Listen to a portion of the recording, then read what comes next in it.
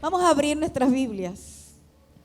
En Segunda de Reyes, capítulo 13, versículo 14. Yo creo que este turno quiere 24 horas de adoración continua. La iglesia, amén, quiere 24 horas de adoración continua.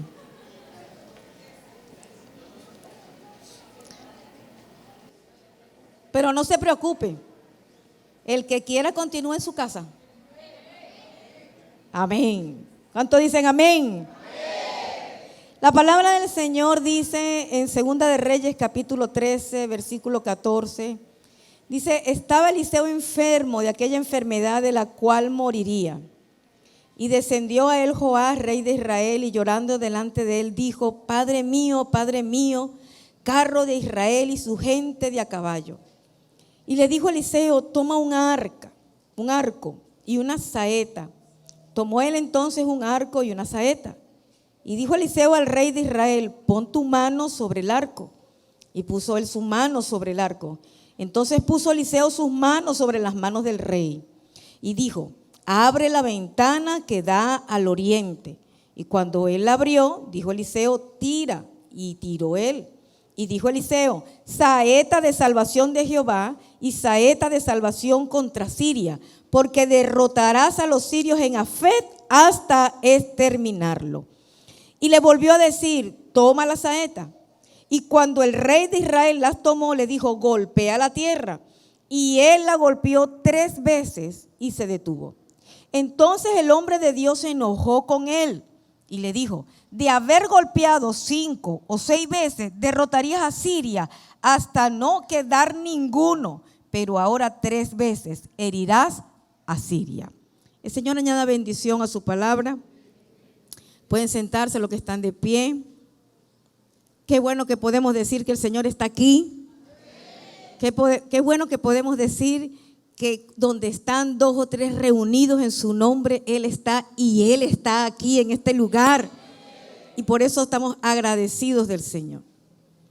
Dentro de las cosas que podemos observar en este pasaje, una de las cosas es el contexto en donde se está desenvolviendo esta historia.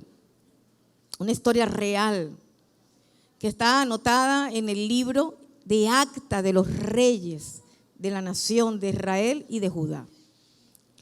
Estamos hablando en un tiempo en donde las 12 tribus ya no estaban unidas. Ya eran 10 tribus para el norte y 2 tribus para el sur. Las tribus del sur específicamente eran Judá y Benjamín. Se habían dividido. Nos encontramos que este rey llamado Joás es un rey que gobernó en las tribus del norte o en el reino del norte. También quiero resaltar el hecho de que todos los reyes del reino del norte, todos absolutamente fueron malos. Malos.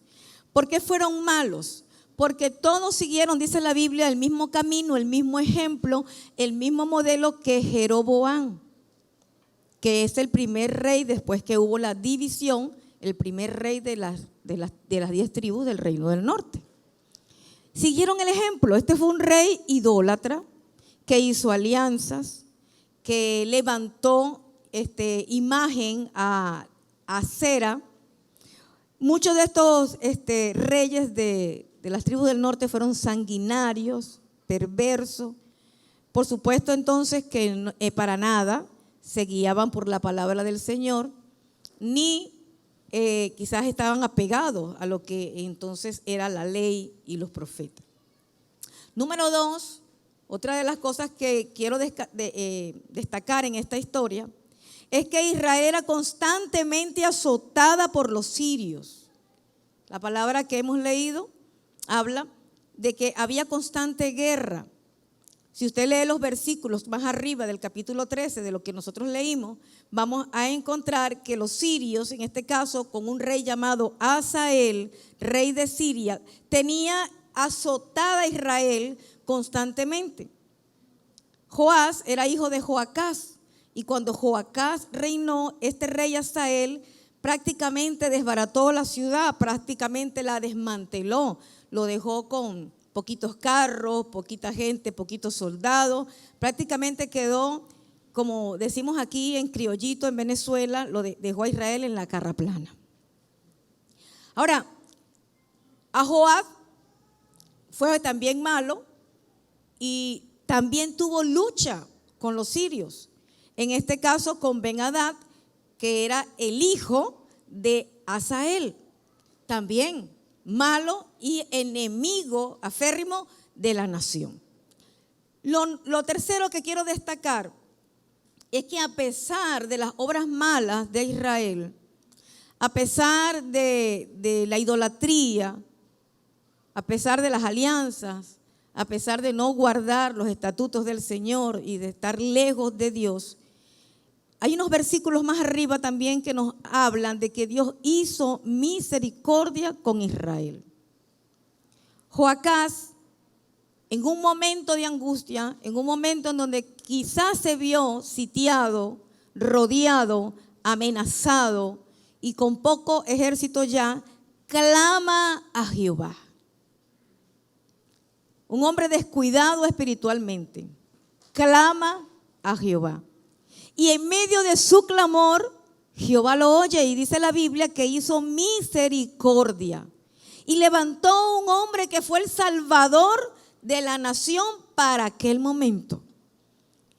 Y dice la Biblia también en los versículos finales de este capítulo que Dios hizo misericordia con ellos a causa del pacto que había hecho con Abraham, con Isaac y con Jacob. Dios se acordó de su pueblo, de su nación, su amor, su fidelidad, que es constante, que no cambia, que no muda, y para que Israel no fuera raído, entonces el Señor hace misericordia con su nación, a pesar, recalco yo, de sus obras malas. Esto me recuerda que la palabra del Señor dice que no hay ni uno solo bueno, que todos hemos hecho lo malo. La palabra del Señor dice que tú y yo somos malos, que todos los hombres en general son malos. Nadie ha hecho lo bueno, o por lo menos nadie está totalmente apto, ni nadie es bueno al 100%. Todos hemos hecho lo malo. Pero Mateo, capítulo 7, versículo 11, dice: pues si vosotros siendo malos sabéis dar buenas dádivas a vuestros hijos, ¿cuánto más vuestro Padre que está en los cielos dará buenas cosas a los que se lo piden? A pesar de nuestras debilidades, de nuestras flaquezas, de nuestros pecados, de nuestro aislamiento muchas veces espiritual, Dios tiene misericordia de cada uno de nosotros. Y si clamamos a Él, si le pedimos a Él, Él nos dará cosas buenas. Ahora, hermanos, nosotros no somos como esos reyes malos. Porque para empezar ya nosotros hemos sido lavados por la sangre del Cordero. Nosotros nos hemos arrepentido. El Espíritu Santo está dentro de nosotros. Dios ha puesto en nosotros identidad de hijo. ¿No dará Dios a nosotros lo que le pidamos en su nombre? Creyendo, Él lo hará. Entonces nosotros no recibimos porque seamos buenos o porque seamos exactamente aptos. Recibimos porque Dios es bueno. Recibimos porque Dios es misericordioso. Recibimos porque en su justicia Dios sabe retribuir. Dios sabe de alguna manera dar el valor y el peso a todas las cosas con equidad. Número 4, podemos ver en esta historia el valor de la insistencia. El valor de no desistir cuando Dios nos da promesa o cuando estamos luchando por una causa justa. En este caso podría ser la salvación de nuestra familia, la niñez, como lo estuvimos hablando en nuestras oraciones o orando, por nuestra nación, por la proclamación del Evangelio o por esos momentos de luchas que tenemos tratando de resistir al diablo. Dios también nos responde cuando en nuestro relación con el prójimo tenemos dificultades y con sinceridad del corazón le clamamos a Él y le pedimos ayuda para que se pueda manifestar en nosotros ese amor que tiene que manifestarse en nosotros. ¿Por qué el valor de la insistencia? Cuando vemos el pasaje de la Escritura, vemos que Eliseo está enfermo. Y leyendo un poco acerca de la vida de Eliseo, el gran Eliseo en sus últimos años de vida, parece que estuvo bajo perfil, parece que estuvo quieto, que estuvo tranquilo. Podríamos decir que no estaba en el 100% de sus funciones. Podríamos decir que quizás se había jubilado. Pudiéramos también pensar que en su retiro a lo mejor él estaba dedicado a enseñar a esa nueva generación de profetas, porque ya él estaba próximo para irse. Todas esas cosas nosotros pudiéramos pensarlo. Lo cierto es que él estaba como de retiro, calladito, como inactivo. Pero el pueblo lo recordaba, pero la nación lo pensaba, pero los reyes lo conocían y sabían quién era él. Se corre la voz, Eliseo está enfermo, Eliseo parece que va a partir. Y entonces esa noticia llega a oídos de Joás, rey de Israel. Esta noticia llega para impactar el corazón de este rey. Porque dice la Biblia que él salió llorando, descendió llorando y se fue hasta el lugar, hasta el lecho a donde estaba Eliseo.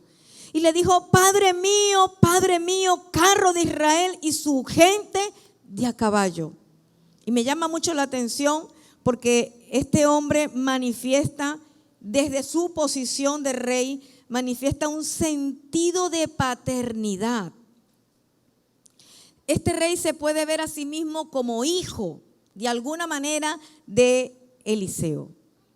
Lo cual quiere decir que Eliseo, en el ejercicio de su ministerio, le habló, le aconsejó, lo ayudó como un padre lo hace con un hijo, a pesar de que se porta mal muchas veces. No dejó de preocuparse por este rey al punto de que él le llama padre. Si me voy a la nueva traducción lenguaje actual, o la traducción lenguaje actual, voy a encontrar que la palabra del Señor hace referencia que Joás fue a verlo y lloró por él y dijo: mi Señor, mi Señor. Una versión lo hace ver como padre y otra versión lo pone como autoridad. Porque la palabra Señor, dentro del contexto cultural de Israel, era una palabra que se le daba a alguien que se le reconocía como autoridad. En este caso, autoridad espiritual. Y no le dice solamente eso, sino que la traducción lenguaje actual dice: fuiste más importante para Israel que los carros de combate y los soldados de caballería. Este es un rey que está viendo que el hombre de Dios está muriendo, que el intercesor, que el que sabía tocar el corazón de Dios, que el que conocía los planes y las estrategias muchas veces para enfrentar al enemigo, se estaba muriendo. Joán está viendo que los sirios siguen fuertes, siguen fortalecidos, siguen siendo enemigos de la nación y él se va a quedar sin el hombre de Dios. Por lo tanto, corre, por lo tanto, va y llora y le dice: ¿qué voy a hacer sin ti? Es una expresión como decirle: no me importa cuántos carros pueda tener, no me importa cuántos soldados pueda tener, no me importa, tú vales más que todos ellos. Un momento de reflexión profunda, de darle lugar a lo espiritual por encima de lo natural. Eliseo no le dice, como ministro amargado, no le dice: ¿ahora sí vas a venir? ¿Ahora sí vas a llorar? ¿Ahora sí valgo? ¿Ahora sí quieres oír un consejo? No le dice eso. Muchas veces nosotros sí lo hacemos. No le dice eso. Hace un gesto, yo diría que de solidaridad y de calma. Se me fue Juan Carlito. Lo agarra y le dice con el gesto de la mano, calma, calma. Como queriendo decir, todavía hay palabra para la nación. Todavía hay refuerzo divino para la nación. Le pone la mano y le da la solución, no argumenta, no le saca los pecados, no da una lista grande, no, le dice, abre la ventana. Y este hombre así lo hizo, abrió la ventana, prepara el arco, preparó el arco, ponle la flecha, le puso la flecha, dispara el arco hacia el oriente, disparó la flecha con el arco hacia el oriente y recibe una promesa de parte de Jehová. Dice, saeta de salvación de Jehová y saeta de salvación contra Siria, porque derrotarás a los sirios en Afet hasta exterminarlos. ¿Cuántos enemigos tenemos nosotros que queremos vencer? ¿Cuántas batallas tenemos nosotros que queremos tener victoria?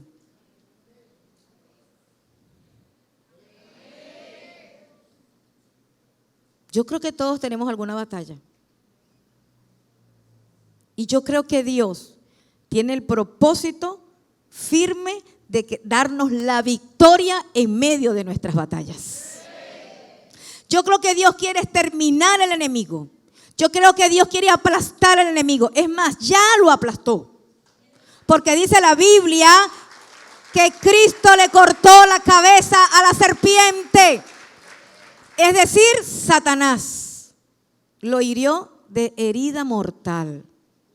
El plan de Dios, veo yo también en este pasaje, es que Dios quería que la nación realmente se librara de este enemigo. Mas, sin embargo, el siguiente pasaje dice, y le dice Eliseo, ahora toma las saetas, es decir, las flechas. Y cuando el rey de Israel las tomó, le dijo, golpea la tierra. Y él la golpeó 3 veces y se detuvo. Esto era un acto profético. El pueblo de Israel estaba acostumbrado a los actos proféticos. Era común para ellos y para los profetas del Antiguo Testamento realizar actos proféticos. Por lo tanto, debería haber entendido este hombre que lo que Eliseo le estaba queriendo decir de manera simbólica es que la flecha, las herramientas, el armamento de guerra tenía que ser impactado, y tantas veces fuese impactado, era el número de victoria que Dios le iba a dar. Pero este hombre dice, la escritura, que golpeó 3 veces y se detuvo. Se cansó. Se cansó. Ahora el hombre de Dios se enoja y le dice, de haber golpeado 5 o 6 veces derrotarías a Siria hasta no quedar ninguno, pero ahora 3 veces herirás a Siria. El hombre de Dios se enoja por la mediocridad, se enoja por la apatía, se enoja por la falta de insistencia, se enoja por la falta de fe, por la inconstancia, por la debilidad, por la escasez. Cuando yo quiero derrotar a un enemigo, yo tengo que ser insistente. Tengo que ser apasionado.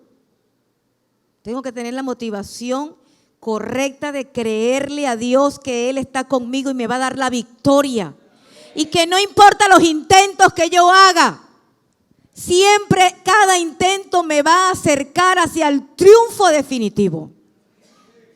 Por eso este pasaje me habla del valor de la insistencia. El valor de no desistir cuando Dios me está dando una promesa. Ahí había una promesa. Saeta de salvación. Saeta de salvación en contra de los sirios. Dios le había dado una promesa de salvación, una promesa de victoria. Cuando Dios te ha dado a ti una palabra, cuando Dios te ha dado una promesa, cuando Dios te ha mostrado algo, cuando tú sabes que algo está dentro de la voluntad de Dios, porque puede ser que quizás no te haya venido algo por revelación profética, no te haya venido algo por ciencia, por conocimiento, por un varón, por un profeta. Puede que no, pero sabemos por la palabra que algo es voluntad de Dios. Nosotros tenemos que insistir hasta ver eso ganado, conquistado, logrado la victoria. Esas son las razones por las cuales nuestra nación, y en este caso pudiera ser también tu familia, quizás hemos hecho intentos y cada intento es semejante a un golpe, quizás en lo espiritual, pero nos hemos agotado, nos hemos rendido, hemos dudado, hemos visto la situación difícil y colgamos los guantes y decimos no seguimos golpeando, no seguimos intentando y tomamos tiempos prolongados de vacaciones espirituales en cuanto a eso que nosotros necesitamos y vemos como una batalla a ganar. Mire, la iglesia del Señor ha batallado por esta nación, pero ese es el detalle, que hemos creído que con los golpes que hemos dado es suficiente y necesitamos entender que nuestros golpes tienen que ir más allá, más lejos de nuestra fuerza y de nuestro entendimiento hasta que Jehová nos dé la victoria. Ahora, cada golpe es el golpe en el espíritu, en lo espiritual, para poder conquistar lo natural. El profeta se enoja y le dice, si lo hubieses hecho más veces, hubieses derrotado a Siria. Ahora solamente lo vas a herir. Mire, una cosa es derrotar, matar, destruir, exterminar, y otra cosa es herir. La herida te debilita. La herida te paraliza por un tiempo, pero la persona herida, mientras está herida, en este caso obviamente esta nación y este gobierno de Hazael, mientras están heridos, empiezan a fortalecerse, a cobrar fuerza, pero maquinando en cómo van a ir en contra de quien los hirió. Porque normalmente el herido busca venganza. Normalmente el que está herido arremete contra la persona o contra la nación, ¿verdad?, que lo hirió. Maquina, lo piensa, lo siente, lo sufre, se justifica y luego se levanta con mayor fuerza. Y por ahí dicen que es mejor un muerto que un herido, porque el muerto no habla, pero el herido ¿cómo habla? ¿Y cómo reclama? Entonces necesitamos entender que para exterminar, para tener la victoria asegurada, necesitamos aprender a golpear en lo espiritual tantas veces sea necesario. Insistir, insistir, insistir. El enojo del profeta fue porque dudó. No tuvo la fe necesaria. Y fíjese, Santiago dice, pero el que pida, pida con fe sin dudar, porque el que duda es semejante a la ola del mar, impulsada por el viento y echada de una parte a otra. El que no insiste no es firme. El que no insiste es inconstante. Pablo a los Corintios le dice, Por tanto, mis amados, estad firmes, constantes, abundando siempre en la obra del Señor, sabiendo que vuestro trabajo en el Señor no es en vano. Palabra clave, constante. Necesitamos entonces alcanzar más. Necesitamos sacar las saetas espirituales y golpear con ellas. Pero antes de seguir avanzando, quiero pasar adelante a Juan Carlito. Juan Carlito vivió una experiencia reciente en donde tuvieron que clamar, tuvieron que luchar, tuvieron que pelear en lo natural, en lo espiritual, golpear hasta obtener la victoria. Sí. Dios le bendiga. Buenas tardes. Sí, así como lo dijo mi pastora Norma, pasamos por un proceso de bendición, porque todos los procesos que pasamos, Dios los permite para un propósito celestial, ¿verdad que sí? En este caso fue para fortalecer nuestra fe. Como bien saben, lo que pocos saben, fue mi esposa diagnosticada para hacerle una operación y sacarle su riñón izquierdo. Estaba totalmente atrofiado, tenía 10% de funcionalidad y eso hacía de que le dieran repetidas infecciones. ¿Ok?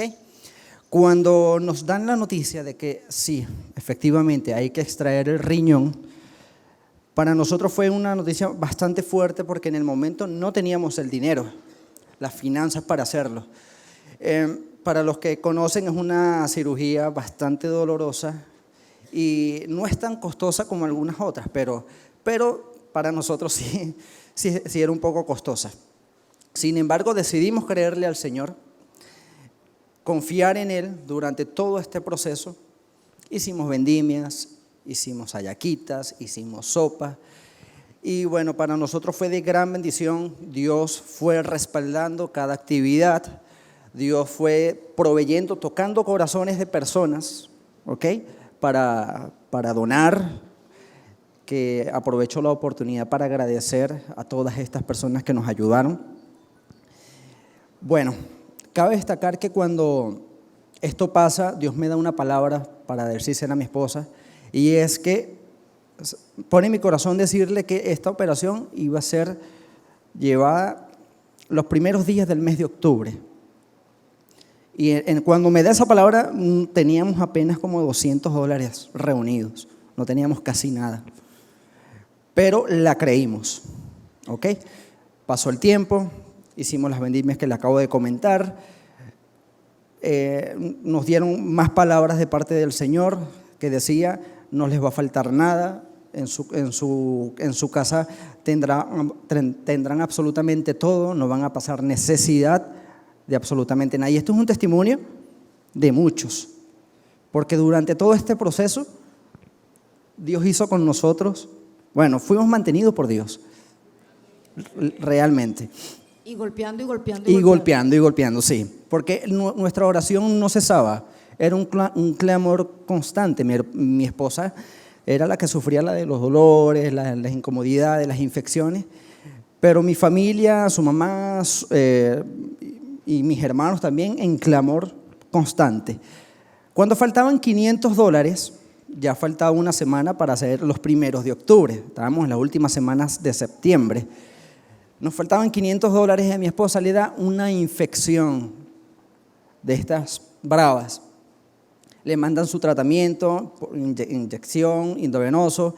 Y mi esposa, en su desesperación, en su angustia, en su dolor, le dice al Señor: Señor, si tú no me vas a sanar, por favor, provéenos para que esta operación se lleve a cabo. Sabemos que Dios es un Dios todopoderoso y que puede hacer milagros. Él lo puede hacer, lo creemos. Pero las palabras de ella fueron muy sabias. Ella reconoció el poder de nuestro Señor Jesucristo. Él sana, Él salva, Él levanta hasta los muertos. Pero a veces posiblemente no sea su voluntad. En esta ocasión ella dice: si no es tu voluntad sanarme, crearme un riñón nuevo, pues provee la finanza para poder operarme. Al día siguiente de hacer ese clamor, recibimos una noticia de parte de unos familiares de una persona que no conocemos, que no es de nuestro entorno, y nos dan un sobre. Llegan a nuestra casa, mira, esto es una bendición, se lo manda fulanita de tal, de los Estados Unidos, tenga, es para ustedes. Bueno, perfecto. Abrimos el sobre y empezamos a contar. Cuando empezamos a contar, mi hermano, empezamos 100, 200, 300, 400, 500, 600, 700, 800, 900, $1,000. $1,000 que, wow. Llegamos a la meta y aún nos sobró, porque la palabra de Dios dice que Él bendice hasta que sobreabunde. Él no da poquito, Él no da exacto, Él da hasta que sobreabunde. Esto es una palabra porque la creímos. Tan solo si creyéramos, veríamos la gloria del Señor. Amén. Porque en Dios haremos proezas. Ponte de pie por un instante. Y yo quiero decirte algo. Necesitamos aprender a soltar las saetas espirituales. Necesitamos aprender a soltar las saetas de salvación. Levanta tu mano y di conmigo, saeta de salvación. ¿Sabe cuál es esa saeta? Esa es la saeta de predicar el evangelio, de promover el evangelio. Estás luchando por tu familia, quieres que crean, háblales de Cristo. Háblales de Cristo, saeta de salvación. ¿Qué dice la palabra? Que debemos predicar a tiempo y afuera de tiempo. Segunda saeta, la saeta de la oración. Di conmigo, la saeta de la oración. Orad sin cesar, dice la palabra del Señor. Y en esto de ser insistente, ¿sabe lo que le dijo Dios? ¿O le dice Dios a usted? Sé como la viuda que fue a donde el juez malo, injusto, y tocó, y tocó, y tocó, y tocó, y tocó, y lo fastidió, pero logró lo que ella quería. Nuestro Dios no es injusto, nuestro Dios es grande. No seamos escasos. Hay otra viuda en donde el profeta le dijo, búscate vasijas. Esta mujer no tenía nada, era tiempo de escasez. Búscate vasijas. Y dijo, no pocas. Fue claro. Y ella buscó vasijas en su casa y le quitó vasijas a los vecinos. ¿Y sabe qué? Nunca escaseó el aceite en ese lugar. Pero ¿qué tal si se hubiese ido a los pueblos vecinos? ¿Qué tal si le hubiese dicho, vecinos, pueblos lejanos, traigan vasijas, traigan vasijas? Hubiese habido más aceite. Por eso, hermano, necesitamos ser insistentes. Saeta de la oración. Tercera saeta, saeta de la palabra. Hermano, ¿se cansaron? Saeta de la palabra. Envíela, saeta de la palabra. Cuando Jesús estaba en el desierto, dijo, escrito está. Escrito está. Cuando se levante el diablo, escrito está. Cuando se levante el enemigo, escrito está. Tenemos que comer de la palabra para que pueda salir por nuestra boca como que si fuese saeta. La tercera saeta, saeta de la cuarta, de la alabanza y la adoración. Tenemos que aprender a golpear con la alabanza y la adoración. Porque el Salmo, la Biblia dice en el libro de los Salmos, que cantamos cánticos a Jehová y con espada de doble filo en nuestra mano. Quiere decir que la batalla se gana adorando al Señor al mismo tiempo que la espada de Jehová se mueve a tu favor. ¡Aleluya! Otra saeta de la fe. Sin fe es imposible agradar a Dios. Y para los que creen, todo le es posible, porque para Dios no hay imposibles.